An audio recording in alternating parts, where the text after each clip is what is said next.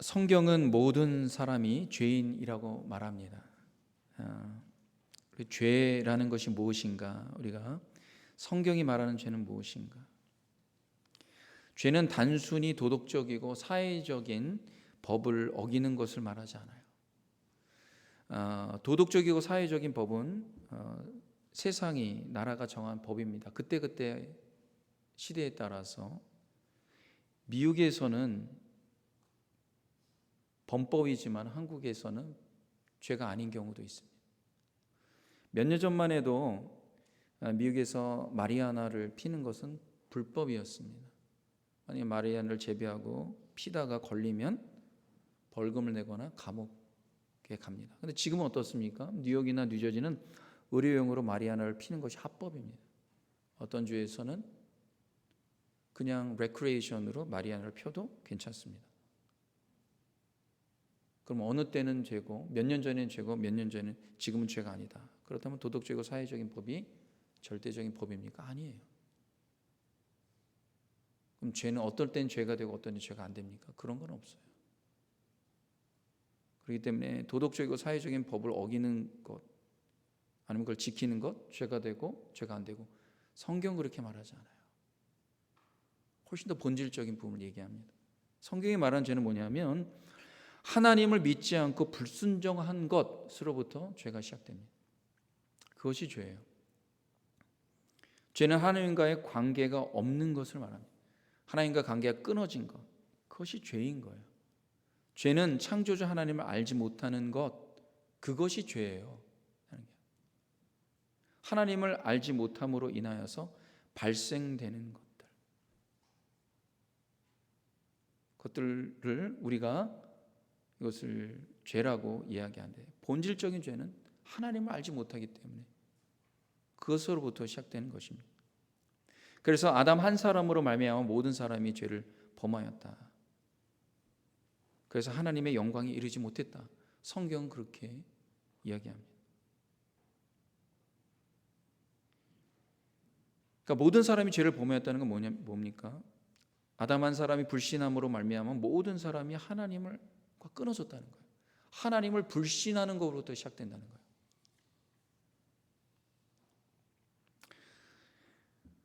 사람은 종교적으로 열심히 하면 죄를 없앨 수 있다고 생각합니다. 종교적으로 열심히 하면 하나님을 알고 하나님의 관계가 형성이 된다라고 생각을 합니다. 그렇지 않죠. 사회가 정한 법을 열심히 지키면 죄를 이길 수 있다고 생각합니다. 그렇지 않아요. 착하게 도덕적으로 살면 죄를 극복할 수 있다. 아니에요. 본질적인 죄가 뭡니까? 하나님을 알지 못하는 거예요. 아무리 착하게 살고 아무리 도덕적으로 살아도 하나님을 알 수 없습니다. 하나님을 믿을 수가 없어요. 그럼 죄의 근원을 해결할 수 있는 방법이 뭐냐? 하나님께서 보내신 그의 아들 예수님을 알 때야, 예수님을 통해서야, 예수님을 믿을 때야 비로소 하나님을 온전히 알게 되고 믿게 되고 하나님과 관계가 맺어지는, 그래서 죄의 근원이 해결될 수 있다. 성경 분명히 얘기합니다. 그래서 우리가 할 수 있는 것은 무엇인가? 우리가 할 수 있는 것은 예수님을 믿는 것 외에는 없어요. 예수님께서 제자들에게 말씀하셨어요. 하나님이 기뻐하신 뜻은 무엇인가? 너희가 나를 믿는 것이다. 예수님을 믿는 것 외에는 우리가 할 수 있는 것이 없습니다. 예수를 믿는 것 외에는 이 죄의 본질적인 문제, 하나님을 불신하고 하나님 불순종하고 하나님을 알지 못하는 이 본질적인 문제를 해결할 수가 없어요. 인류에 가지고 있는 모든 크고 작은 이런 문제들은요, 다 여기서부터 출발해요. 하나님과의 끊어진 상태에서부터 출발합니다. 그것을 연결하러 오신 분이 예수 그리스도입니다. 그럼 이렇게 생각할 수 있어요. 목사님, 믿기만 하면 된다니요? 너무 쉬운 것 같은데요. 너무 쉬운 것 같은데요. 근데 예수를 믿으면 되는 거예요. 우리가 하는 것은 예수를 믿는 거예요. 믿는 거. 그런데요, 이 믿음이요, 생각만큼 잘 생기지 않더라고요. 어떤 사람에게는 너무 힘이 드는 거예요. 저는 그런 이야기를 좀 듣습니다. 목사님, 내가 아무리 열심히 교회 열심히 참석하고 열심히 사역하고 내가 정말 한번 해보겠다고 열심히 하는데요, 잘 믿음이 생기지 않아요. 이런 종교적인 열심으로 믿음이 생깁니까? 아니에요. 남들보다 사역을 더 열심히 한다고 믿음이 생깁니까? 아니에요. 믿음은 그렇게 해서 생기는 게 아니에요. 믿음은 하나님이 주시는 선물이에요. 근데 믿음이 어떻게 선물로 들어가는 그런 역사가 일어나냐? 예수 그리스도의 그 복음, 진리의 말씀을 들으면서 우리의 인격에 변화가 일어나면서 믿음이 선물로 어느 순간인가 싹 들어가는 거예요.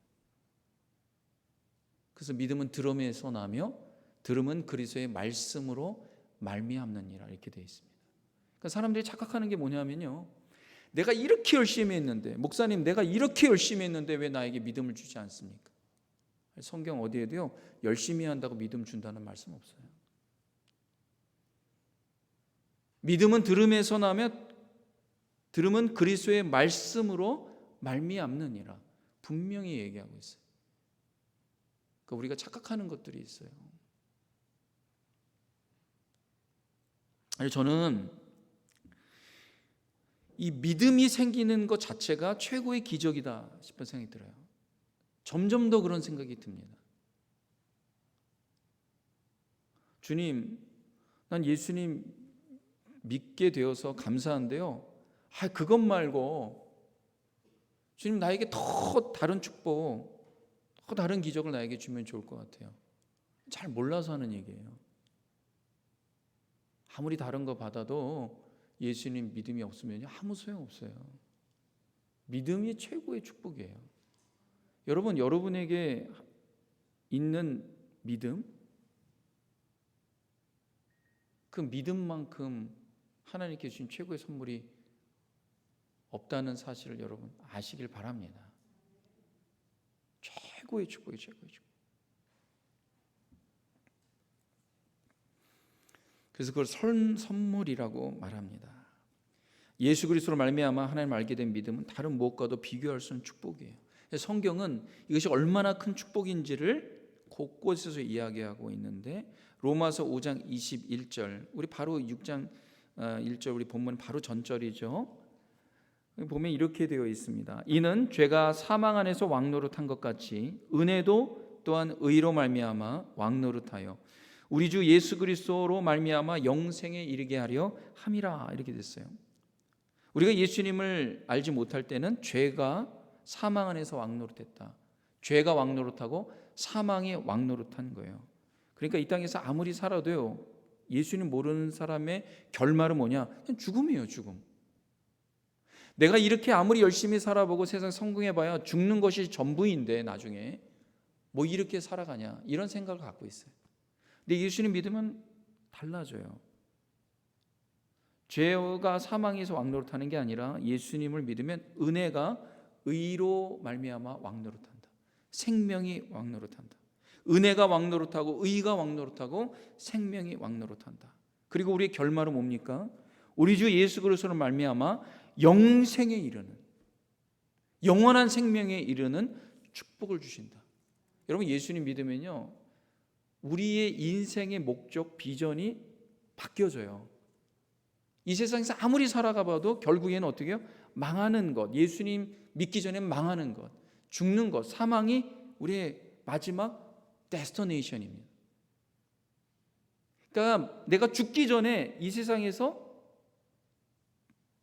죽기 전에 해야 될 것들을 그냥 마구마구 살다가 마지막에 죽는 것, 그 예수님 알기 전, 믿기 전의 인생이. 근데 예수님 믿으면 달라져요, 인생이. 우리 주 예수님으로 말미암아 어떻게 해요? 영원한 생명. 그리고 이 땅에서의 삶은요, 이 땅의 삶이 다가 아니라 영원한 생명의 연장선 안에 있는 거예요. 그래서 이 땅의 삶이 완전 다릅니다. 예수님 믿은 다음에는 은혜가 왕노릇해요. 예수님 믿은 다음에 생명이 왕노릇해요. 예수님 알기 전에 불법이 우리 안에 왕노릇했어요. 예수님 믿은 다음에 우리 의와 은혜와 공의가 생명이 우리 안에서 왕노릇하는 축복이 시작됩니다. 참 놀라운 축복이죠. 그래서 이제는 더 이상 우리가 법 안에서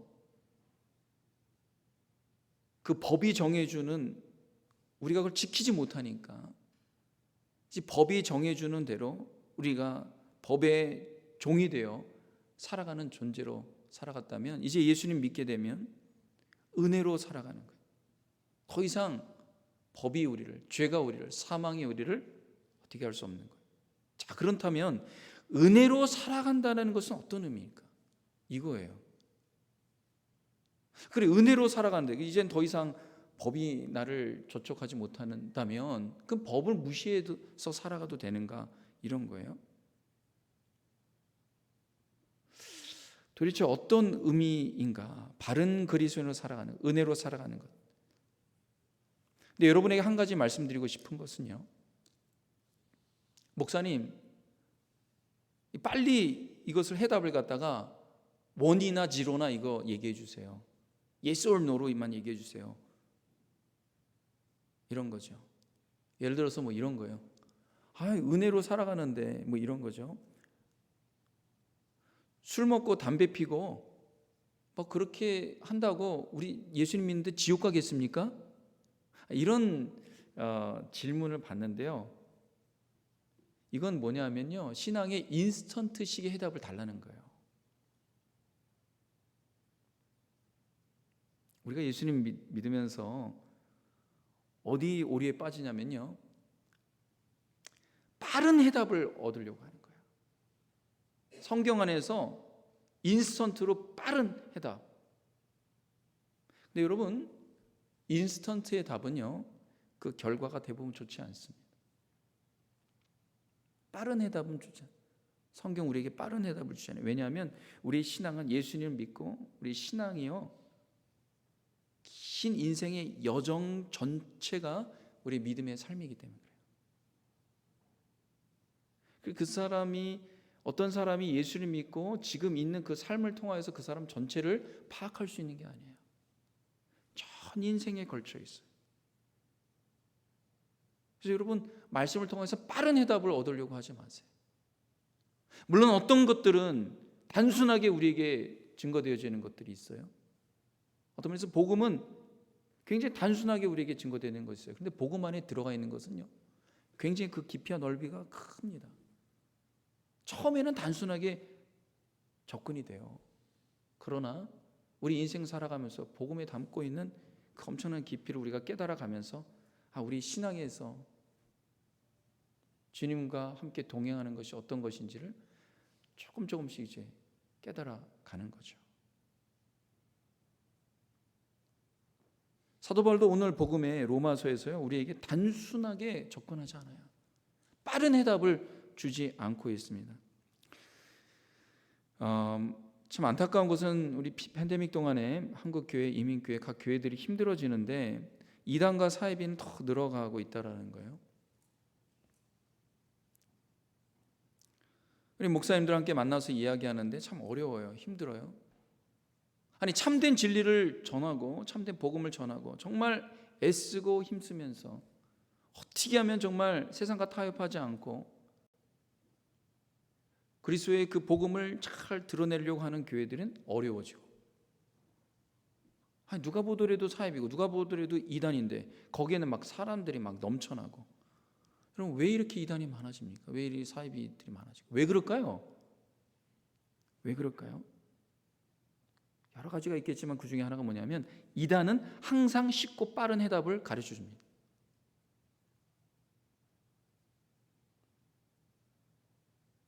너가 생각하고 있는 고민, 내가 해답을 바로 알아. 이게 이단이에요.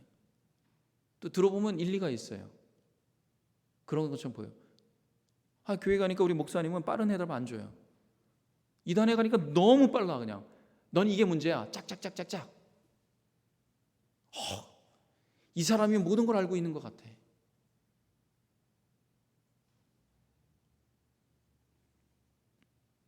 거기에 쉽게 넘어갑니다. 인스턴트 시대에 그리스도인들도요, 고민을 갖고 있는데 그 고민을 인스턴트로 해결하려고 해요. 그래서 주님께 기도할 때요, 때로는 주님이 우리가 기도하는 것에 굉장히 더디게 응답하시는 거예요. 주님 빨리 이 기도를 들어주시면 좋을 것 같아요. 어느 때는 내가 생각했던 것보다 빨리 주님이 들어줄 때가 있어요. 어느 때는 아닐 때가 있어요. 여러분, 우리가 그리스도인으로서 이 땅에 살아가면서 신앙의 고민들이 있는데요, 그 고민들이 100% 이 땅에 살면서 다 해결되지 않습니다. 인간이 가지고 있는 고통의 문제, 해결되어야지 않는 너무나 아이러니한 문제, 모순된 문제들, 이걸 갖고 우리의 전 인생에 그걸 스트러글 하면서 가는 거예요. 그것이 우리가 살고 있는 신앙의 여정이에요. 그래서 여러분, 어느 누군가가 너 이런 신앙에 고민이 있지, 내가 빨리 해결해 줄게, 우리 목사님 빨리 해결해 줄 거야, 너 여기 오면은, 여기서 오면은 빨리빨리 너가 하는 거에 다 해답을 갖고 있어. 그게 십중발구 이단입니다. 그럴 수가 없어요. 오늘 사도 바울이 로마서에 쓰는 것도 어떤 면에서는 그런 의미로 쓰고 있어요. 사도 바울이 뭐라 그러냐면, 전에요, 죄가 더하는 곳에 은혜가 넘쳤다고 고백합니다. 본인이 교회를 핍박하는 자요, 박해하는 자요, 그런 자로 살아갔는데, 그러니까 자기가 하나님께 나를 부르실 때 너무나 은혜가, 하나님, 나 같은 죄인, 이런 죄를 날 어떻게 살리십니까? 그러니까 어떤 사람들은 죄를 많이 짓고 죄를 막 지면은 은혜가 더 크니까 괜찮아, 이렇게 말하는 사람도 있지 않습니까? 어떤 농담으로 죄 중에 은혜가 더하다. 사도 바울이 그런 의미로 쓴 게 아니죠. 잘 모르고 하는 거예요. 죄가 더한 곳에 은혜가 넘쳤도다, 그렇게 고백하면서 그 다음 우리가 읽은 이 로마서 6장 1절의 말씀이 뭡니까? 그렇다고 은혜를 더하게 하려고 죄에 거하겠느냐, 그렇게 말해요. 그런즉 우리가 무슨 말 하리요? 은혜를 더하게 하려고 죄에 거하겠느냐? 그럴 수 없느니라. 그럴 수 없는. 2절에 봅시다. 2절에 그럴 수 없느니라. 죄에 대하여 죽은 우리가 어찌 그 가운데 살리요? 그럼 이렇게 질문합니다. 그럼 뭐 하라는 겁니까? 그 뭐 하라는 것 안에 우리가 빨리 해결을 받으려고 하는 마음이 있는 거예요.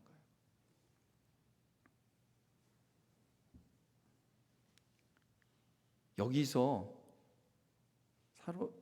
성경에서 놀라운 그리스도인으로 살아가는 신앙의 삶이 어떻게 해야 되는지를 이야기해 줍니다. 오늘 그 말씀하려고 하는 거예요. 그러면 그리스도인으로 어떻게 살라는 겁니까? 그럼 은혜와 죄와 이렇게 양쪽 저울질하면서 살아가는 겁니까? 아니에요. 그런 게 아니에요. 그런 얘기를 하는 게 아니에요. 사도 바울이 뭐라고 얘기합니까? 참 놀라운 말씀. 이 말씀이 참 우리 안에 앞으로 신앙의 여정 가운데 우리가 풀어가야 될 거고, 또 우리가 이렇게 살아가려고 성령 말씀으로, 성령 안에서 이 부분이 해결되어지는 그런 과정이 우리의 신앙의 여정이다, 싶은 생각이 듭니다. 5절의 말씀이에요. 다 같이 한번 읽도록 하겠습니다. 시작. 만일 우리가 그의 죽으심과 같은 모양으로 연합한 자가 되었으면 또한 그의 부활과 같은 모양으로 연합한 자가 되리라. 여러분, 이 말씀이 뭐라고 생각합니까? 우리가 그럼 죄와 은혜 가운데, 법과 율법과 은혜 가운데 저울질하면서 살아가는 삶이 그리스도의 삶입니까? 아니라는 거예요. 그게 아니라, 그럼 은혜가 더하도록 죄를 많이 져야 됩니까? 아니에요. 그러면 율법을 갖다가 내가 지키려고 애를 쓰는 그런 삶을 살아야 되는 겁니까? 그런 말이 아니에요. 우리는 예수님 안에서, 예수 그리스도로 인하여서 우리 옛자가 죽으면서 그 다음 새 생명을 받은 우리가 어떤 삶을 살아가야 되냐, 저울질의 삶이 아니라 연합의 삶을 살아요. 연합의 삶. 오늘 그 얘기를 하는 거예요.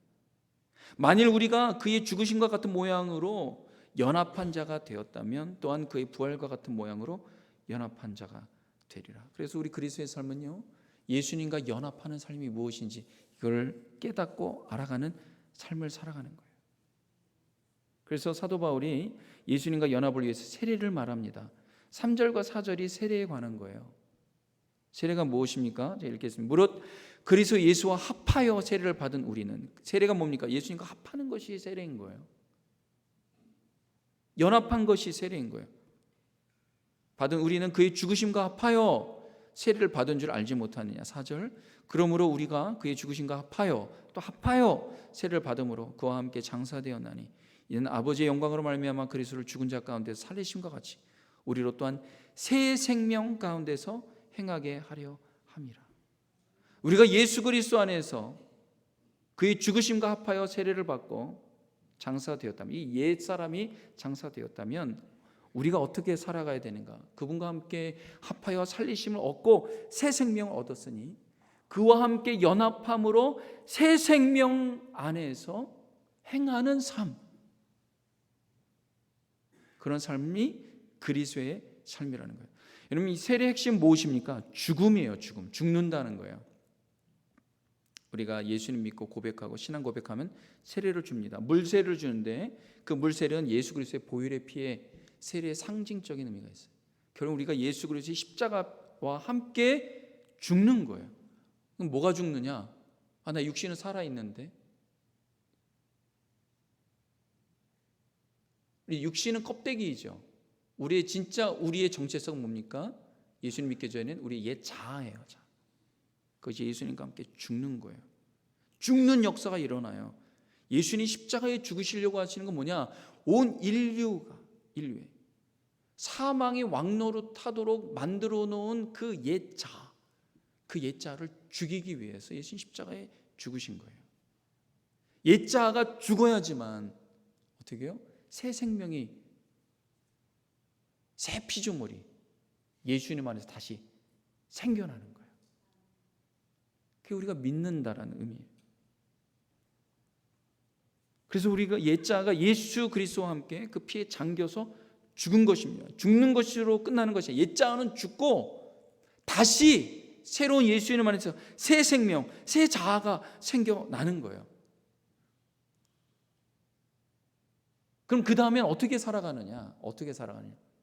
그 새 생명이 살아가는 거예요. 예수님 안에서 옛 자는 완전히 죽은 거예요. 그럼 착각하면 안 돼요. 내가 예수님 믿는데 저 옛 자가 계속 나와 있습니다. 아니에요. 옛 자는 예수님 안에서, 내가 예수님 믿습니다. 주님, 내가 다시는 전과 같이 예수님 불신하면서 살지 않겠습니다. 예수님과 함께 예수님을 믿으며 하나님의 영광 위에서 살아가겠습니다. 그러면 세례를 받잖아요. 그럼 옛 자아는 예수님과 함께 죽은 거예요. 여러분, 왜 우리가 자꾸만 인스턴트식의 해답을 원하고 자꾸만 은혜와 죄악 가운데서 저울질합니까? 그 이유가 뭐냐면 내 옛 자아가 다시 살아나서 죄를 짓고 막 내가 마음대로 살아가는 그런 사람으로 생각하기 때문에 그래요. 여러분, 예수님 믿고요, 예수님 십자가에 내 옛 자아가 죽었다라는 것도 여러분 믿으시길 바랍니다. 자꾸만 옛 자아가 살아서 착각하면서 살아가고 있다고, 여러분 죽으면 끝난 거예요. 여러분 예수님과 함께 새 생명으로, 완전히 새 생명. 그러니까 우리가 은혜 가운데 산다는 것은 뭡니까? 예수님으로 인한 옛 자가 완전히 죽고 새 생명으로 주님과 연합하는 삶을 사는 것. 그래서 앞으로는요, 여러분 예수님 믿고 우리가 살아가는 것은 예수님과 연합하는, 주님과 연합되고 있는가, 여러분 그것에 대한 고민이 돼야 돼요. 내가 죄를 지어 죄가 빠져서 이걸 어떻게 해결해야 되는가, 내가 더 뭔가를 해봐야 되는 거니까, 이런 생각이 아니라 그건 옛자의 생각이에요. 그게 아니라 내가 지금 새 생명을 받은 나로서 예수님과 지금 연합하여 살아가고 있는가? 내가 지금 예수님으로 인하여서 새 생명 얻은 자로서 주님과 함께 동행하고 있는가? 여기에 여러분의 믿음과 생각에 초점이 가 있어야 되는 것입니다.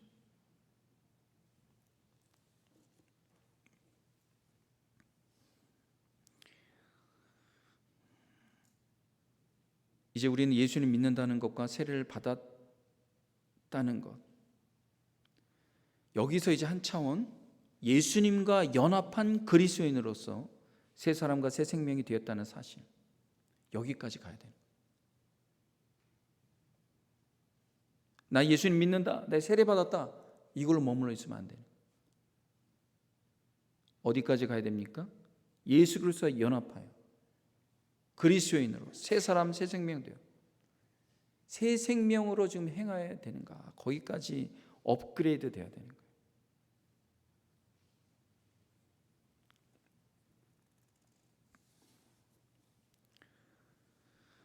우리 6절에 있는 말씀 한번 다 같이 한번 보겠습니다. 시작. 우리가 알거니와 우리의 옛사람이 예수와 함께 십자가에 못 박힌 것은 죄의 몸이 죽어 다시는 우리가 죄에게 종노릇하지 아니하려 함이니. 여러분 이걸 알아야 돼요. 뭘 알아야 되냐면 우리가 예수님 믿는다는 것은요, 예수님께서 우리 옛자 때문에 죄가 왕노릇하고 사망이 왕노릇을 해서 하나님을 알고 하나님을 믿고 하나님께로 갈 수가 없거든요. 그래서 예수님이 이 땅에 오셔서 십자가에 못 박히신 이유가 뭡니까? 목적이 뭐예요? 인간이 가지고 있는 하나님께로 나아가지 못하게 하는 그 옛자가를 십자가에 예수님이 죽으시면서 같이 못 박게 하기 위해서 십자가에 죽으신 거예요. 그분이 그냥 육신의 고통만 가지고 참 고통스러우셨겠다, 이것의 의미가 아니에요. 우리가 아무리 종교적 열심으로 아무리 착하게 도덕적으로 살아가도 옛자가 죽지 않으면 옛자가 여전히 살아나서 하나님과 온전한 친밀한 관계, 하나님의 영광에 이르는 의에 도달할 수 없어요.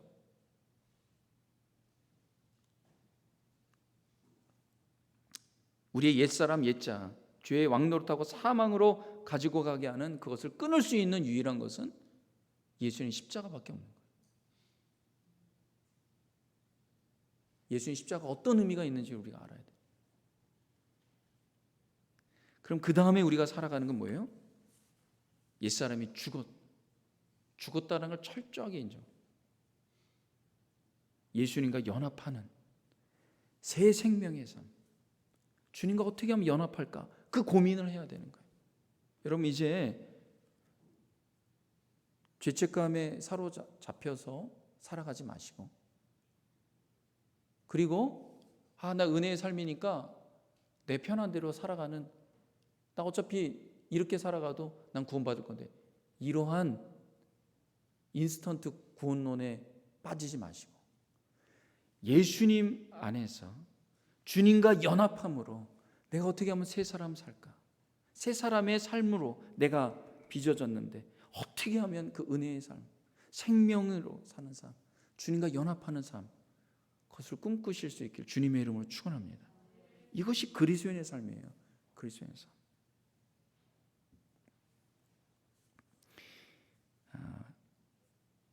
말씀을 마무리하겠습니다. 현재 미국에서 가장 위기 중에 하나가 뭐냐면요, 뭐 경제적인 위기 뭐 이런 거 뭐 겉으로 나오는 건데, 진짜 위기 중에 하나가 뭐냐면 마약이에요. 마약. 특히 마약이요, 젊은 세대들을 강타하고 있습니다. 너무 심각하게 마약 중독으로 수많은 사람들이 삶 포기하고 비참하게 살아갑니다. 마약에 중독된 사람들이 거기서 새 사람으로 살아가고 싶은 마음이 얼마나 많겠습니까? 중독을 끊기 위해서 굉장히 애를 씁니다. 노력합니다. 하지만 또 빠져요. 또 빠져요. 그런 사람들에게 가서 당신이 노력이 부족하고 그러니까 더 힘쓰고 더 애를 쓰라고, 더 노력해보라고 그렇게 말하면 안 돼요. 자기 죽을 힘을 다해서 노력합니다. 근데 자기 힘으로 안 돼요. 불가능해요.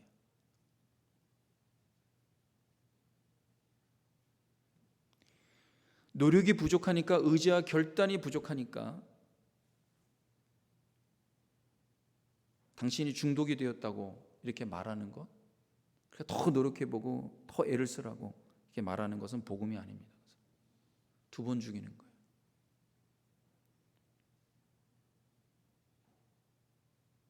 우리가 복음을 말하는 것은 이런 것들이 아니에요.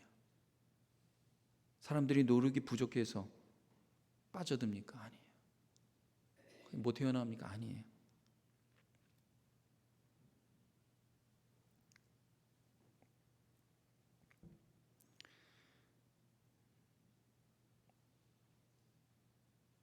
우리가 전해야 되는 것은 무엇이냐? 예수의 생명이 심겨지면 그들을 장악하고 있는 옛사람, 죽음의 권세, 사망의 권세, 옛사람이 끊어지고, 여러분 옛사람이 끊어져야 되는 거예요. 옛사람. 그게 안 끊어지면 아무리 노력해도 안 돼요. 예수님의 그 복음, 십자가의 그 복음, 그 능력은요, 우리가 좀 노력하면 되는 그런 게 아니에요. 우리가 도저히 끊을 수 없는 것들, 그 죄와 사망을 끊으시는 십자가의 능력입니다. 우리가 전하는 복음은 바로 그런 복음이에요. 여러분, 우리가 더 잘나서, 더 똑똑해서, 더 재능이 있어서 우리가 열심히 살아가서 거기에 안 빠지는 게 아니에요. 하나님의 은혜 가운데 우리가 붙들려 살기 때문에 그러는 거예요. 주님의 관심은 우리만에 있지는 않습니다. 세상에 있어요. 사랑하는 성도 여러분, 세상에 어떤 죄와 저주와 중독이 예수님 십자가로 인해서 끊어지지 않을 것은 없습니다. 왜냐하면 예수님 본질, 그 옛사람, 이걸 장악하고 있는 게 옛사람이거든요. 옛자거든. 옛 육신이거든. 이것이 끊어지면 되는 거예요. 그럼 새 생명이 나는 거예요. 그 이후로는 새로운 삶, 새로운 생명이 우리 안에 왕노릇하기 시작합니다. 교회가 전하는 복음이 이거예요. 우리가 그리스도인으로 살아가는데 예수님과 연합하는 삶, 그 은혜의 삶, 새 생명을 행하는 삶, 그런 삶으로 여러분 살아가는 그런 기대와 소망이 있길 바랍니다. 복음이 그런 걸 가르칩니다. 교회가 그런 복음으로 충만할 수 있게 주님의 이름으로 축원합니다. 기도하겠습니다. 하나님 감사합니다. 예수 그리스도의 그 십자가의 복음이 사망 권세, 모든 것을, 저주를 끊었는데, 하나님 우리에게 있는 모든 문제들 예수 십자가 앞에서 해결되지 않을 것은 없음을 봅니다. 심지어 마약의 중독이라도 옛사람이 십자가에서 끊어진다면 새 생명 얻는 놀라운 역사가 있음을 우리가 믿음으로 나가게 하여 주시옵소서. 예수 그리스도의 이름으로 감사하며 기도합니다. 아멘. 우리 잘 다 같이 일어나셔